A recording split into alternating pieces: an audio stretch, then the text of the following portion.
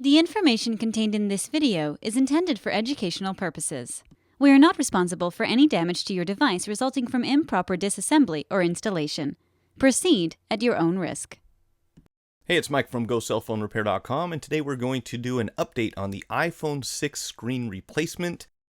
This is a pretty beat up phone here. You can see it's not just the glass, but also the LCD that have been damaged so badly that I, in fact, cannot turn the phone off. The touchscreen is not working at all. So what we're going to do is go ahead and open it up here. We've got two pentalobe screws on the bottom right next to the lightning port. And we want to get those out. And as soon as we open the phone up, the first thing we want to do is disconnect the battery. Anytime you're working with a screen, pretty much any electronic device, if you're going to be doing some repairs here, you want to disconnect the power from it, whether it's plugged into the wall or a battery or anything else. You don't want electricity flowing through here. There are things that can get shorted out. If you take a very thin pry tool, you can kind of work your way around starting at the bottom. You do not need a razor blade on this one. You can almost open this thing up with your finger once you've got the screws out of the bottom if you've got a fingernail. Otherwise, take a thin pry tool and just kind of work your way around the edges. Just at the bottom half, you don't want to go all the way up the side, and you'll see why here in just a second. We've got some cables connected on the inside that we want to be really careful about. So roughly where the volume buttons are is about as far as you want to pry. And from here, we're going to lift at the bottom. We'll put something over here to stabilize the screen when we open it up. And then kind of pull the screen down towards the bottom of the phone so that those tabs at the top disengage and clear the main camera when you open it up. Now, I've got this propped open so that we don't put any pressure on the cables. We're going to go ahead and take out the retaining plate for the battery terminal here. So you've got two Phillips screws. If you use a Japanese industrial standard driver, that will work even better. They're a little bit more blunt on the tip, makes it easier to get the screws out, and they're much less likely to strip. From here, we're going to use our nylon tweezers. I always recommend using these whenever possible.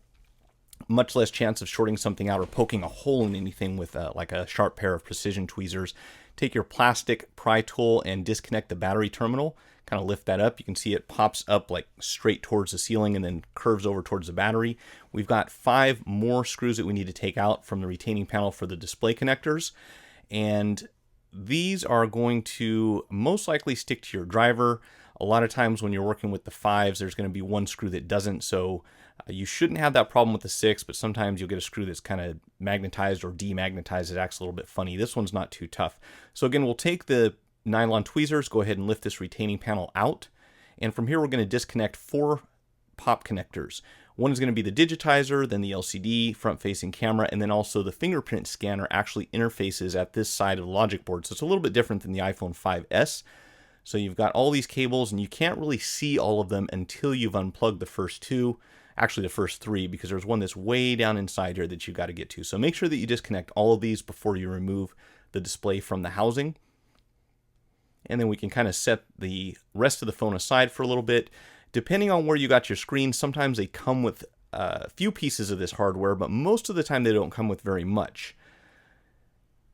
On this one, you can see that we don't have anything really. There's no home button, there's no back plate. All of this stuff has to be transferred over from the old part to the new one, including the little pads that go behind the pop connectors and the guides for the front-facing camera, the proximity sensor and the dust cover for the front-facing camera. So we've got 3 screws down here at the bottom, 3 along each side. A couple of these are different sizes, and then you've got 3 more at the top. Keep these screws in order. They are all different sizes. You don't want to mix them up. You can have some serious problems if you try to put the wrong screw into the wrong place. So make sure you keep these well organized off to the side here. And once you take those 3 off at the top, there's a panel that goes behind the front-facing camera, and you can just kind of take that off and set it aside. There's only one way it's going to go back on, so it's real easy to tell how to reposition this when you attach it to the new part. And then we're going to have 3 screws down here at the bottom that go behind the home button. Now you want to be really careful on this home button because it actually has a connector that interfaces with a cable that runs up the length of the display, which you'll see here in just a moment. Now we're going to go ahead and take these 3 screws out along the side, and as I recall, one of these screws is a slightly different size. I believe it's the middle one. So again, keep these screws organized. They're not all necessarily interchangeable. You always want to put them back into the same place where you found them.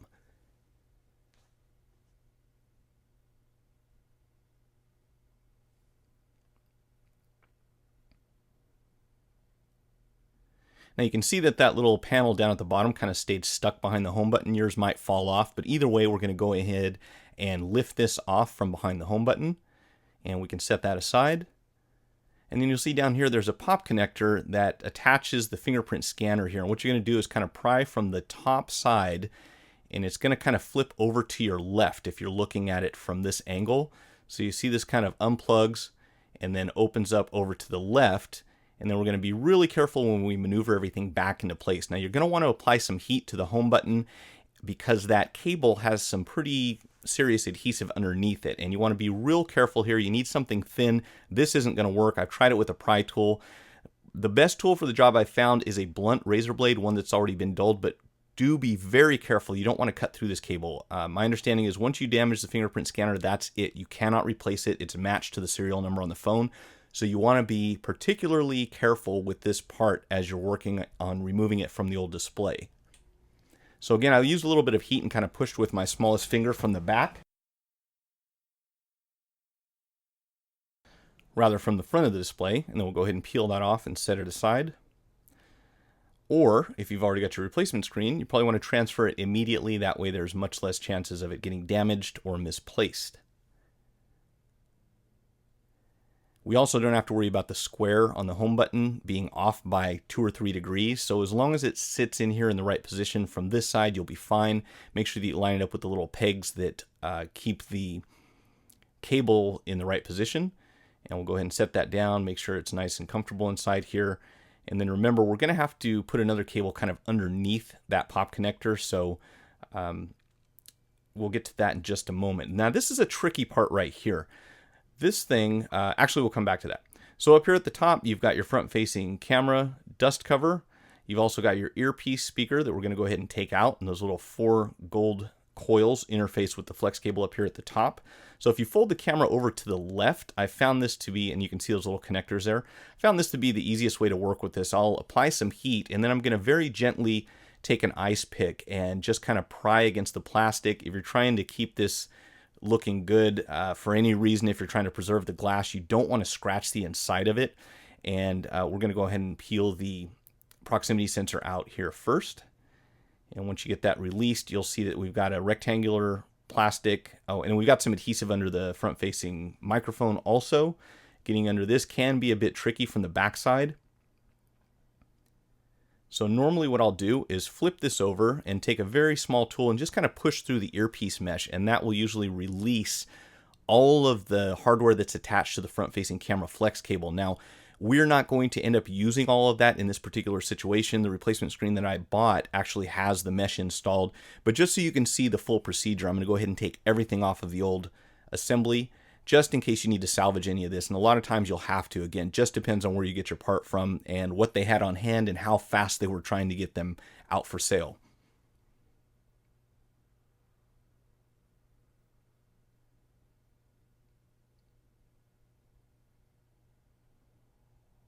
Pretty sticky adhesive under here, so just take your time, make sure your pry tool doesn't slip, and you can see we pulled this whole thing off.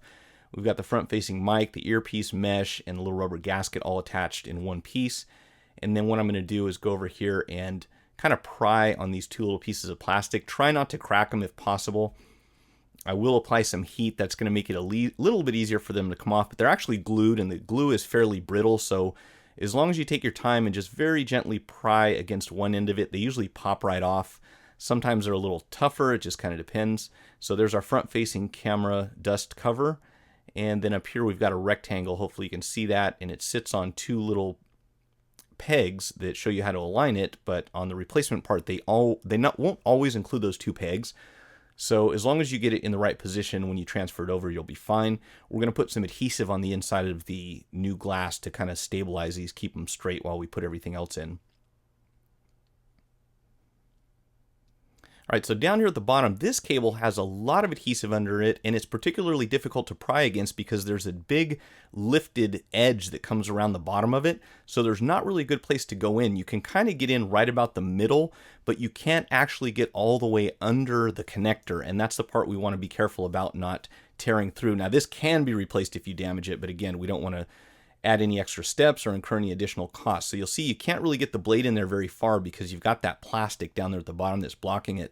So what I usually do is kind of lift this up from the top at this point, and if you apply some heat and just very gently pull against the panel, you'll notice that once it heats up, it's a lot easier to bring it off, and it'll actually come off with the panel. Again, don't put a lot of stress on it. You don't want to tear through it, but as long as you apply some heat here, you should be able to lift this off in one piece, and it will just kind of pull away from the glass.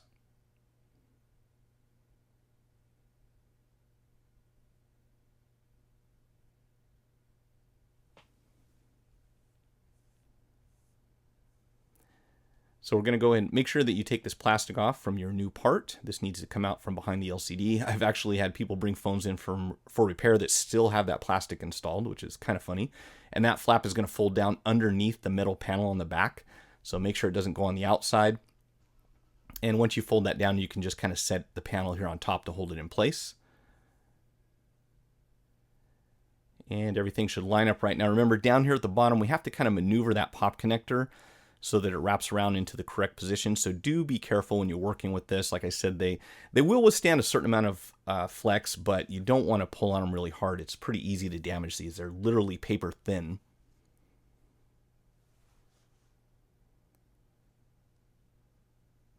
All right, so I'm going to go ahead and add a couple of screws to the back panel just to keep it on so it doesn't flop around while we're working with the rest of the phone.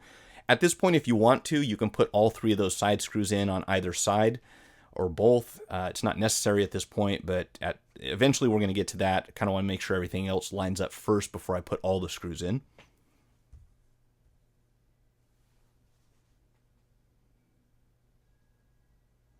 All right, so go ahead and plug that in at the bottom.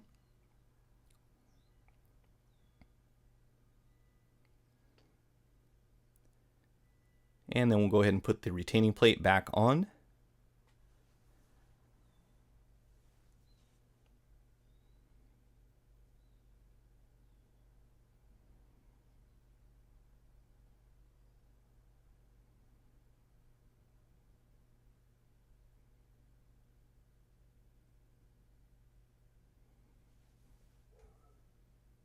And make sure that your home button is clicking. If not, you might have to back off one or two of the screws, just about a quarter of a turn or so.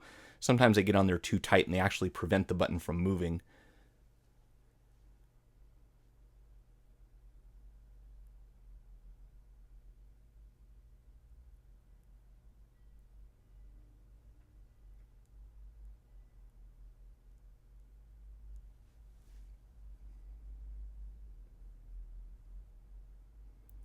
All right, so we're going to go ahead and put these little plastic pieces in at the top. And you'll see I've cut a little bit of the red tape adhesive. The one here that I just put in is the 3mm. And the one that I'm going to add over behind the proximity sensor guide is going to be the 1mm type. I get a lot of people asking about what type of adhesive I'm using. So if you check out my website and go to the adhesives page, you'll see that I use the 3M 300 LSE, the red tape adhesive, and then occasionally there are some other brands that I'll use. But those two tend to work the best. If you're not using a pre-cut adhesive for something like a Galaxy phone, these are nice. They're on a roll. They cut to length. You may not need the entire roll, but they're nice to have around. They're very convenient. You can use this for a lot of different applications.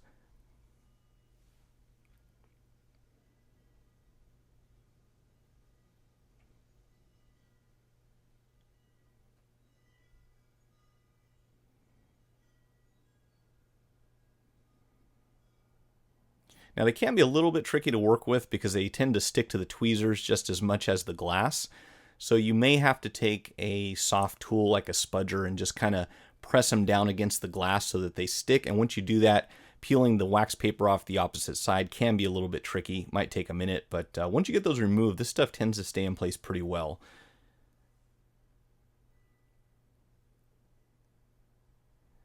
So we'll go ahead and put the proximity sensor guide in place. Make sure you put that in there. If you don't, you may have problems with your screen not turning off during a call or going black for absolutely no reason while you're using the phone. And then we're going to need the dust cover here. And again, I'm peeling off the wax paper from the adhesive. Make sure you do that.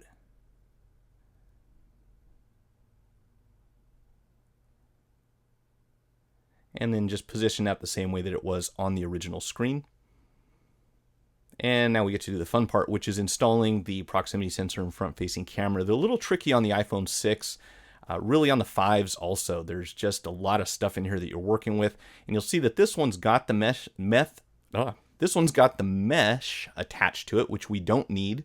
So I'm going to peel that completely off of the back. And then even the rubber boot for the earpiece speaker is included on this replacement screen that I got. So I'm going to go ahead and remove that. But the adhesive runs behind the speaker and the mic. So what I'm going to do here is just kind of peel this off from the back first of all.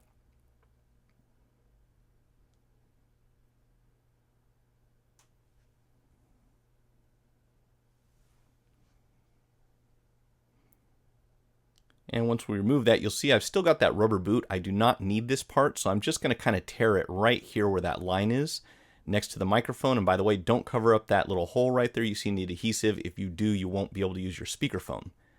All right, so this is the awkward part, and there's a little bit of adhesive in here, which is nice. This is going to help hold everything in place once we install it. Yours may not include this. If it doesn't, you can cut a piece of the red tape and throw it in there, or 3M, whatever it is you're working with.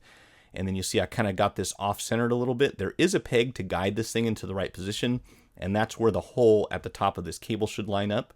So on the second try here, I got it in the right spot. We're going to stick that straight down, and then this kind of folds over from the top, but you'll see that piece on the right has got a tuck underneath. So make sure you've got your cables in the right order. If you don't, you won't be able to plug them in. But if you run into that problem, you can always go back and rearrange them. It's pretty easy to do. Even after you've got this completely put together, before you put it in the housing, you can always route these cables into the right position. Now, the tricky part here is this little thing on the right has to fold underneath and go into that center hole where you see the white dot. You've got to get the proximity sensor lined up, and then you've got to fold it over, get the camera inside, and make sure everything's straight before you add the earpiece speaker, because if you do too many steps, get ahead of yourself, you won't be able to tell what's going on underneath. So I'm going to position this here in a minute. Like I said, it's just a little bit tricky to get this thing to go into the right spot. Make sure you don't have that thing on the right kind of hanging out to the side, because if you do, you can easily damage your proximity sensor. And then you'll see the camera kind of lines up just like that. So before we put it all together, we need to fold this over to the left and put our earpiece in, and it will plug into that rubber boot and then, of course, interface with those 4 connectors at the top.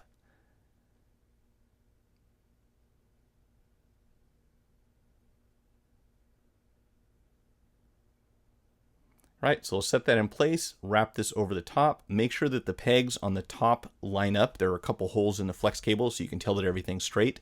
And after you have the camera installed, you're going to kind of use one finger to hold this in place and then grab your retaining panel and get it on there and install a screw as soon as you can, just to kind of stabilize this thing. It's a little bit tricky here, but as you make the transition, you'll see what I mean. You kind of have to do it in one smooth motion, just kind of get this thing on top while you're releasing your finger from underneath. And from here, it's pretty easy once you get one of these screws started. Tricky thing is getting a screw on the end of a driver while you have one of your hands occupied. So you can't really see I'm off camera, but I'm actually using my thumb and my forefinger while I'm using my forefinger to hold this down. So that's one of those things that as a tech, you will definitely develop over time. Go ahead and put the other 2 screws in the top.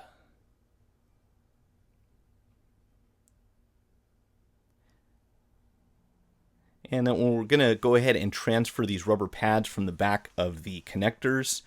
And these are here for a reason. I get a lot of phones that come in that other people have repaired, and you'll see that they kind of get lazy and don't transfer these over. If yours get damaged, you can always use a piece of electrician's tape, but if you use a little bit of heat and kind of a sawing motion beneath this sticker with a dulled razor blade, you can get underneath about halfway or so and then just kind of peel it off completely, transfer it over, and then that way you've got an OEM part on your new screen, so it's all nice and neat like it was when it came from Apple. Again, if these things get damaged, you can use some electrician's tape or something else, but a couple of things you're going to accomplish here is to prevent any potential grounding issues. If there's a screw rolling around in the phone and touches the wrong place, you don't want the back of your connector grounding out against the metal plate that holds it in place. And also, if somebody drops the phone, this adds a little bit of padding to prevent the connector from easily becoming dislodged. So these are pretty important. It's been my experience that Apple doesn't include anything inside their phones for no reason at all, with a rare exception. So we try to move everything over from the inside and leave it exactly the way it was, or as close as possible to original when we get finished.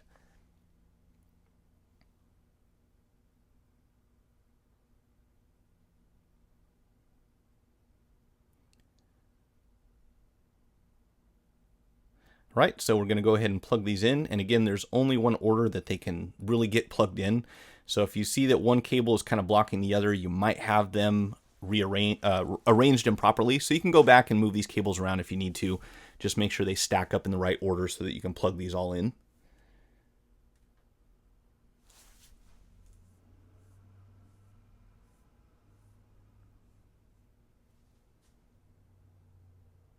And again, you can see I'm resting the display over on the side here so it doesn't put any tension on those. You don't want to be pulling on these cables while you're trying to keep them plugged in. Until you get the plate installed, there's a real potential for them to come unplugged. You get the whole phone together and you get lines on the screen or the touch screen's not working. More than likely, one of these cables wasn't plugged in properly, so a lot of times you have to open it up and go through this whole process again, which isn't too bad, but it's a bit tedious when you have to open a phone 2 or 3 times in a row. So try to make sure that you keep these connectors installed properly while you're putting the retaining plates on, and to avoid putting any stress on those flex cables by letting the whole display flop open on the top. I've seen that happen before, and kind of makes you cringe because you know those cables cannot support very much weight. All right, so from here we want to make sure that we tuck the top 3 tabs in at the very upper end of the housing. If you don't do this, you're going to have trouble installing the screen. Once you get those underneath, you're just going to kind of work your way along the edges very gently. This phone goes together much easier than any of the 5 series that I can think of, so it's really easy to install this. And once you get it seated here, we're going to have our 2 screws on the bottom. And usually while I'm installing those, I'll go ahead and power up the phone so that way when it gets done, we can run a test, make sure the screen, front-facing camera, proximity sensor, all that good stuff is working. And unfortunately on this phone, we've got a passcode, so I can't do that on camera, but I will check it out later and make sure everything is working correctly.